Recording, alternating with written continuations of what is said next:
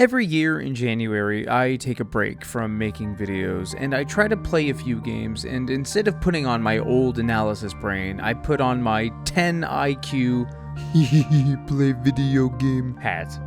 But since I have some semblance of brain damage, I instead only had my analysis brain going on at all times, which means that it got in the way of my intended break, but it at least helped out in this regard because now I get to use that time towards telling you about 3 great games that I played in the interim of January, but 3 things that made each one of those games worthwhile and awesome to experience. The first one that I want to talk about is the last hero of NOSTALGAIA. And no, that's not a typo and not a mispronunciation. NOSTALGAIA is a somewhat older game that, from what I can tell, seems to have flown under most people's radar. I know that people seem to believe that because I love Dark Souls 2, don't like Dark Souls 3 very much, and think that Lies of P is potentially one of, if not the best Souls-like ever made, I must hate Souls-likes, even though I love Demon Souls, I love Dark Souls, I love Dark Souls 2, I love Bloodborne, I love Sekiro, and I like Elden Ring. But let me reiterate again that I really do love Souls-likes. I'm going to reiterate something that I've said already, and that is that most Souls-likes not made by From Software are janky as hell and absolutely lose something in translation.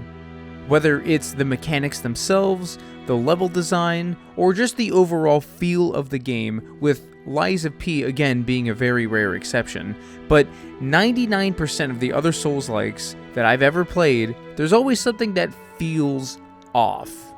And believe me when I say that the last hero of NOSTALGAIA does not escape this.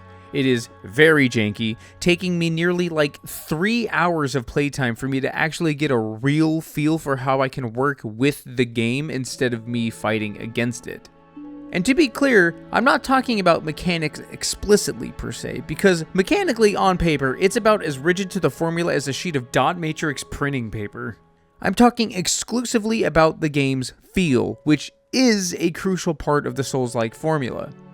If I'm playing a Souls-like, and that Souls-like is trying so hard to be a Souls game, and that Souls game feels off, it is genuinely a steep hill to climb back from for a lot of players. But I think that hill, in hindsight, isn't as bad as it may sound or appear to be at first glance.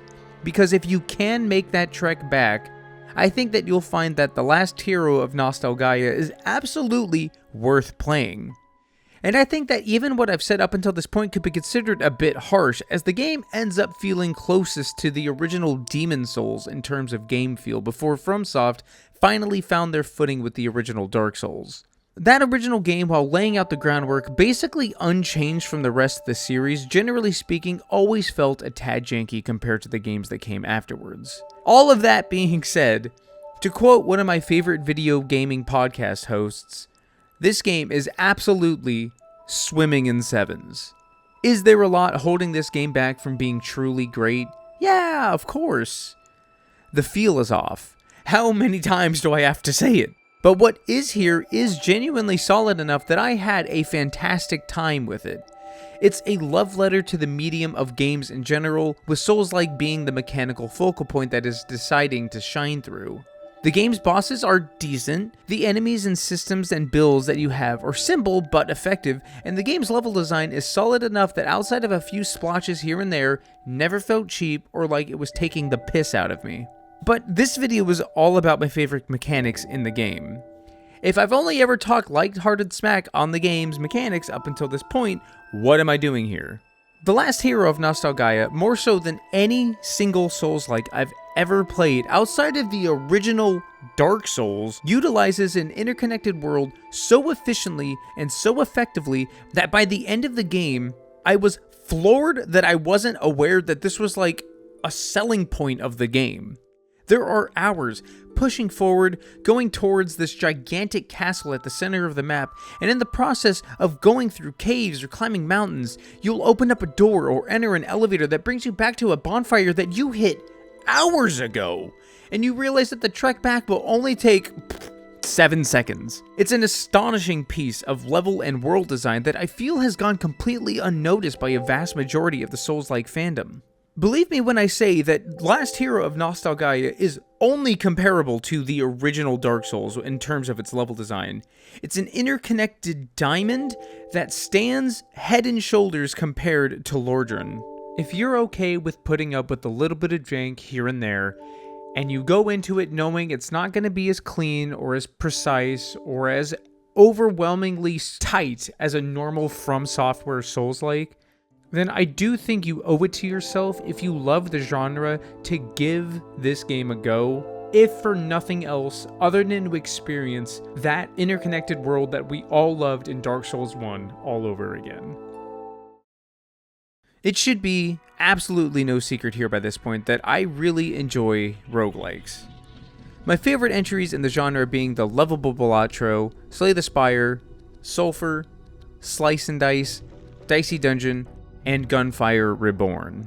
I go into detail about what makes roguelikes such a fantastic genre in my video on Balatro that came out roughly a year ago, but for the purposes of what ASTREA brings to the table, I quickly want to reiterate that my favorite roguelikes can feel like digital board games in a sense. Modern board games have really evolved into this weaving of decision making and being presented tough choices at all times. Games like Dune Imperium, for instance, are a fantastic example of this, as it is essentially 3.5 genres crammed into one game. It is a worker placement game, a deck building game, a majority number wars game, and also a dash of bluffing. These different systems and mechanics weave together into a wonderful puzzle of intrigue, deception, tension unlike much else that you can play in board games or even video games for that matter, and strategy that easily puts it as one of my all-time favorite board games. And roguelikes can evoke this feeling while still doing its own thing, as each run is essentially like a reset of a game board, but with the added benefit that video games can produce with potentially infinite combinations and zero downtime. Get as complicated as you want, as incongruent as you'd like, and start another run in less than a second if thou desire. Slay the Spire, in my opinion, is still the best roguelike ever, as it is a game that I always end up coming back to. It doesn't matter how much time I spend away from it. There is a certain beautiful simplicity to its core systems despite its incredibly deep card pool and heavy emphasis on synergy between classes. I've tried to find games that can fill a similar role as Slay the Spire, but just like trying to find a band that feels like Nirvana, you may find a lot of imitators, but nothing that truly feels the same. Dicey Dungeons up until recently was probably the closest that I'd gotten, and I always described it as Slay the Spire, but with dice. And while that gets the gist across, that is not what Dicey Dungeons is. You're not really building a deck, but instead managing a suite of attacks and character abilities. Similar, but still very different. That being said, it was the closest game that I could find to scratch that Slay the Spire itch that I felt that I had needed after playing Slay the Spire for hundreds of hours. But last December, the holiday special hit the Epic Game Store, and along comes a free game called ASTREA: The Six-Sided Oracle. And from the look at the screenshots, it's just another roguelike deck builder, but with dice. But believe me when I tell you that this is almost literally Slay the Spire, but with dice. There are differences here and there, of course, one of which will be the focus of this portion for the video, but this is the Slay the Spire copycat that I've been looking for that can potentially fill that void in my gaming heart. In ASTREA, you have several characters that you'll be able to play as that all have their own strengths and weaknesses, their own little personal dice that they'll be able to draft as you build a deck, and you'll be fighting enemies using said dice, but in an interesting fashion, you're not necessarily damaging enemies as much as you are healing them from a corruption that has taken over the game world, which is also what damages you and can potentially kill you. It's a slight gimmick, but inherently makes the game feel a tad different than your traditional roguelike deck builder. What impresses me, generally speaking, after spending several hours in ASTREA is the sheer amount of build variety. After every fight, you'll get the option of getting 2 dice added to your pool for future encounters. And just like Slay the Spire, each character has their own specific set of dice that they can pick from that lean towards specific build types, synergies, and more. But what makes ASTREA interesting is the types of dice that you can add, because unlike cards that just do a thing printed on the card, with dice, you have the wiggle room to make the dice itself a variable. There are safe dice that are generally weaker, but all 6 sides of the dice likely have a positive effect. There's balanced dice, which have a mix of both relatively powerful effects, but also some negative ones, such as damage to you or healing an enemy via corruption. There's risky dice, which are self-explanatory in the sense that there are significantly powerful effects, but only on 2 or maybe even just 1 side of the dice, whereas all of the rest are negative effects. There's hex dice, which are essentially curse dice that you can obtain from enemies that clog up your deck, and then there are the epic dice, which are mostly only obtained after beating a boss, that are exclusively bonkers good effects. While this does imitate the standard rarity system that most roguelikes akin to Slay the Spire utilizes, the opportunity for randomness via the act of rolling dice makes each decision always an interesting one. But just looking over some of the variations you can go between these dice, there's Enhance, which takes a dice with 1 point of purity, which will damage enemies or heal you from any area in the game, and converts it into a 6, rendering it significantly stronger. There's Research, which increases your enhance ability by a certain number. There's Convert, which changes a dice with any corrupt action into a Purify action. There's Refresh, which enables all of your character abilities, which we'll get to in a minute. Serenity, which increases purification, damage, or healing. There's Insight, which changes dice in your hand into a draw action. And there's Moonlight, which whenever you play a hex dice, all targets will receive purification. And that's not to mention all of the mechanics and abilities that are variables of these few basic mechanical systems that are just more powerful versions of these, or just a spin on them entirely. All of this is modifiable with Blessings, which is this game's version of the relics that you get in Slay the Spire, leading to an obscene amount of build variety. But the thing that I want to say now is that everything that I've just said is all relative to one character. Even the game's blessings are character specific. If you expand the game out to the other 5 characters that are available to you, the depth of this game gets even more impressive in scope and in the actual execution of it, because it all feels balanced. But that's not even the main thing that I wanted to talk about. Although my favorite thing about the game likely isn't as impressive in scope, it just absolutely tickled my little board game loving lizard brain. And that's the virtue meter. At the bottom of the game screen, there is this little meter that represents your health, but each character has a slightly modified version of this meter. For sake of simplicity, I won't go over any other characters other than the Moony, which is the one that you start the game with, just to give an idea of what this mechanic does, but I think going over just one of them will get the potential of this system across. So you have an ability at the end of your meter that you can activate once every turn. It more or less is an ability that will gear the playstyle of the character, and in the Moony sense, it converts 1 die in your hand for the turn, which, in the Moony's case, being the first character that you can pick, really helps lean into the idea that you can pick risky dice with almost no consequence, because any negative side that you roll, you could just convert it into a side that is beneficial for you.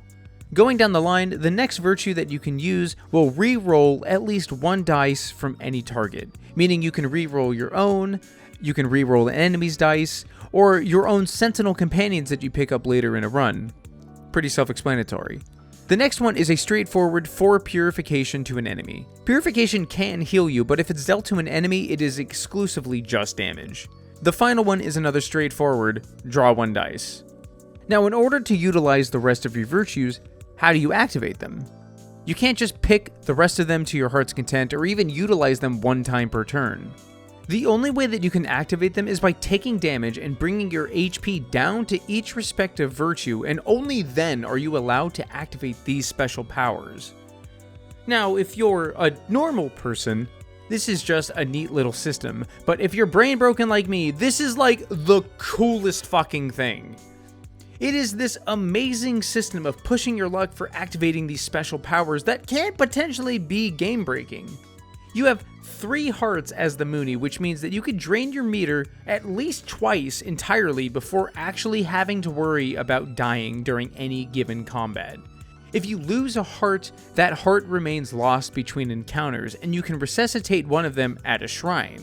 But do you risk damaging yourself and draining your very limited health pool to get the most out of your virtue meter a turn? Do you just ignore it as long as possible?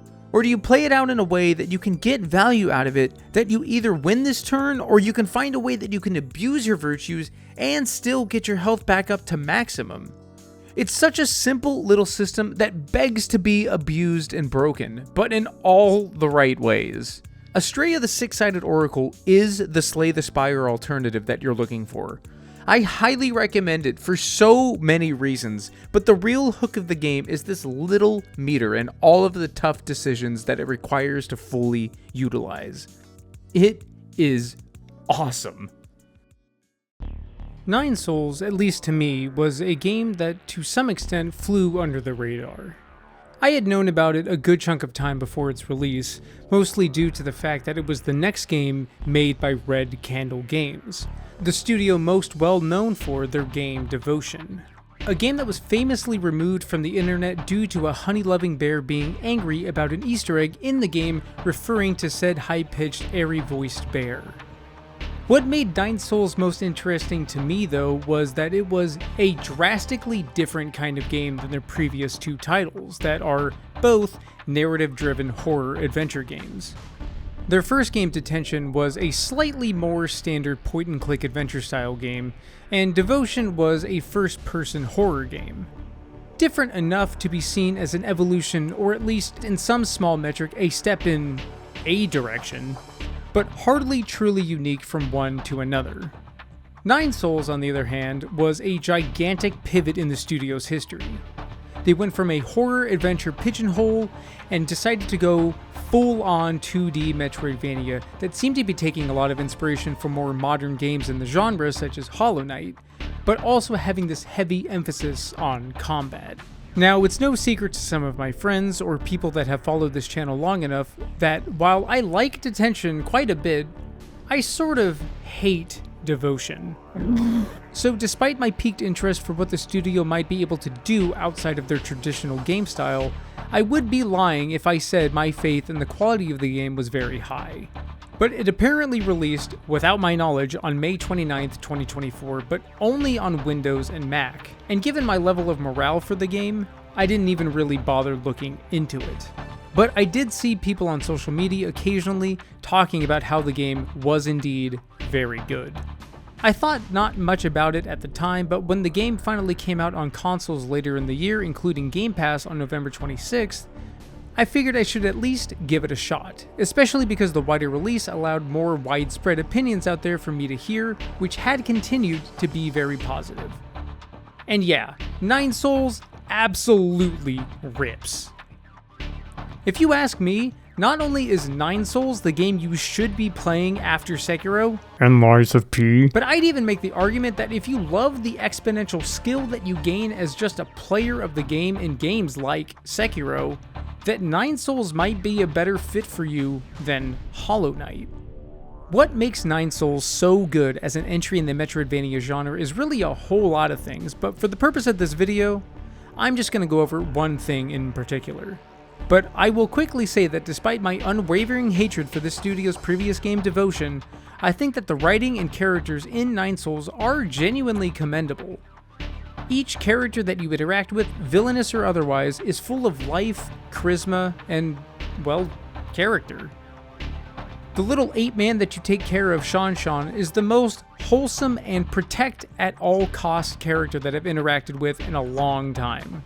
Kafu, your big cat friend, is your traditional lovable oaf that has a shield up for a lot of his interactions with you and Shan, hiding from what he's done in the past and initially hates your little friend, but grows to love him all his own. There's the drunk and hard-hearted Shenong, who is a deeply rooted conspiracy theorist that gets absolutely fucking blasted with alcohol and literal poison. While not moving his metaphorical characteristic mountain much by the end of the game, he does learn to appreciate you and the people that he spends his time with around your home base. It's a special feeling when a movie or a book or a game has characters that click with you and you have that moment where you realize that you really do care about them.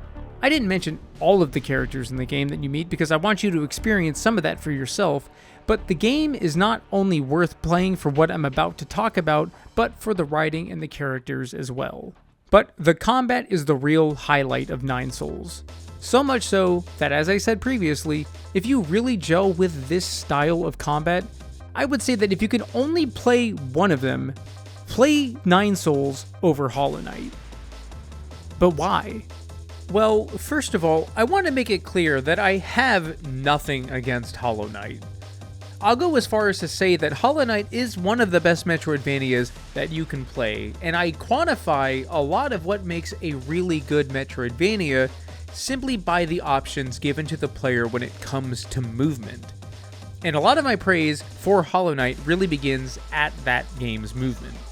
If you're able to fly across most of the stages without ever once touching the ground, then you've got my ground floor vote that your Metroidvania is probably pretty damn good.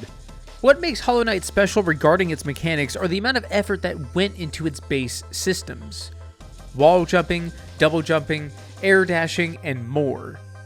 It's fluid. You can chain hits together. Its skills are interesting and fun, and the focus mechanic really cements everything together in this nice sort of risk-reward sort of feel.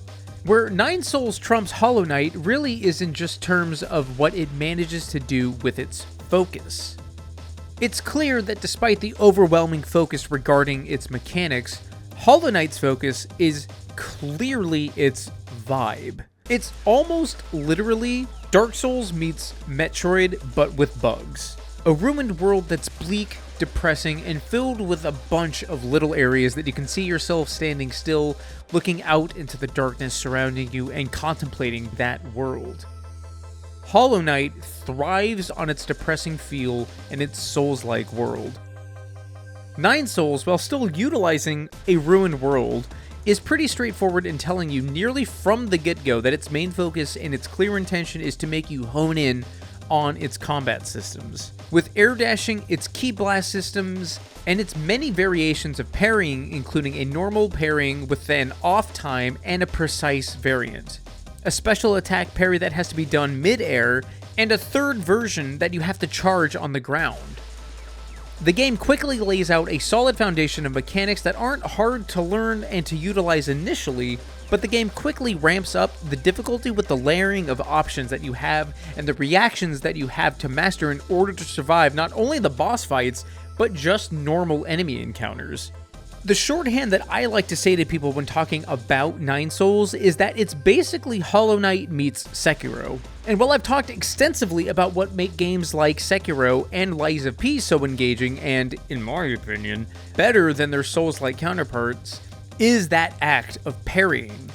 If you want to hear me go into more detail about this, watch my video on Lies of P, but the shorthand is that parrying is such a simple tweak in terms of game feel compared to the dodging that games like Dark Souls and in turn, Hollow Knight choose to focus on. Parrying forces you into combat, whereas dodging inherently removes you from it, even if it's only for a few seconds. But those few seconds make a world of difference in game feel.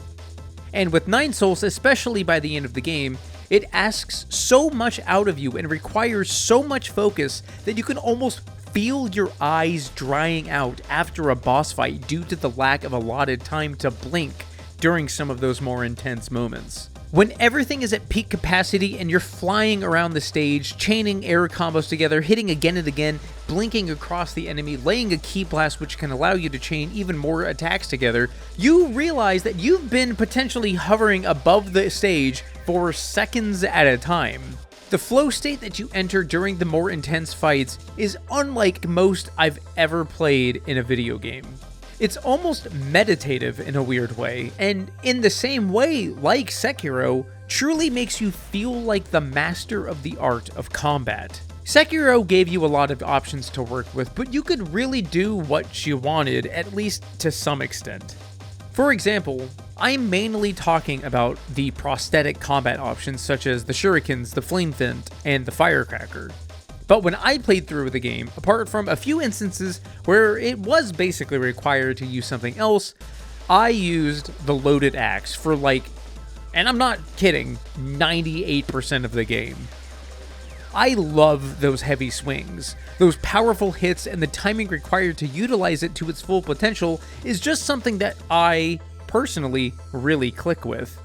But generally speaking, you can beat the game with just getting good at Mariki counters, parrying, and understanding the game's vitality system and how it works and how to abuse it.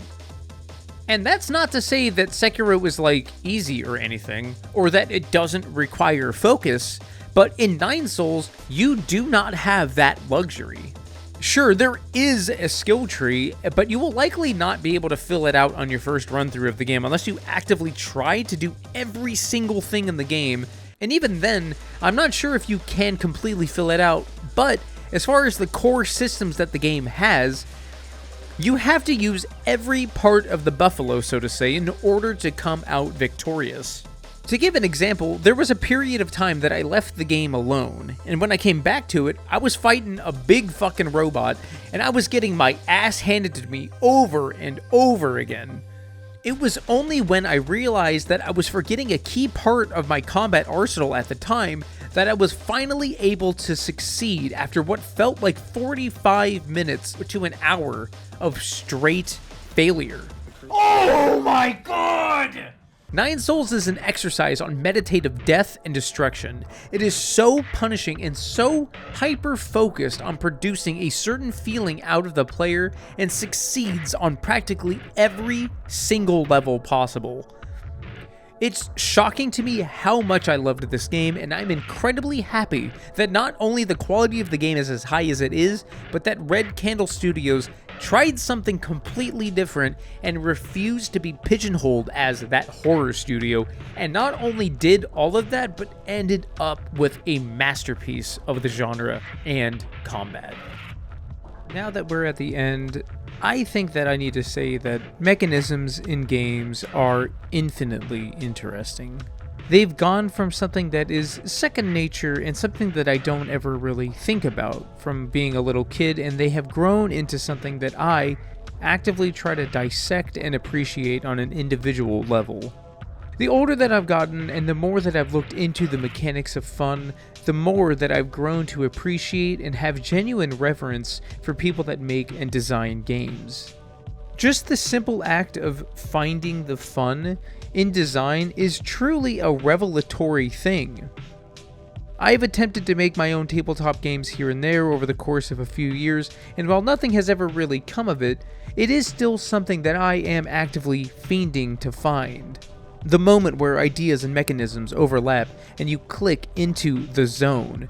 And these three games, with their perfect little bits of mechanisms and systems, remind me of not only how fun and wonderful games can be, and the emotions that they can pull out of you maybe, but instilled in me the belief that fun is so incredibly nebulous that we may spend our lives enjoying it, but never truly understanding it. And the fact that these games, as good or not as they may be overall in the big picture to me or to you, they have three reasons for being at all. And I think that's wonderful. Hey, I just want to say thank you so much for watching this little video. It's been a minute. I apologize. Life has been a lot. Work has been a lot. Trying to find the time to find the energy to make these videos is ever growing as a difficult thing to do, but here I am. 2025 is off to the races. I have an idea for the next one. I'm going to get started on that very soon, but I just want to say again, thank you. Sorry for the wait. Hopefully the next one isn't as long. I'm stoked for Night Rain. Love your face, love your show.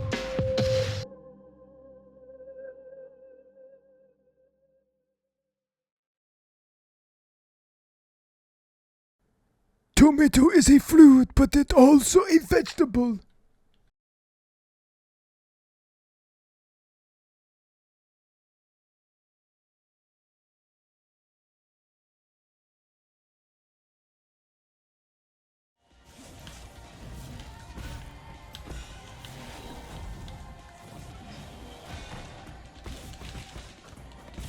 Yes! Woo! I'm so sorry.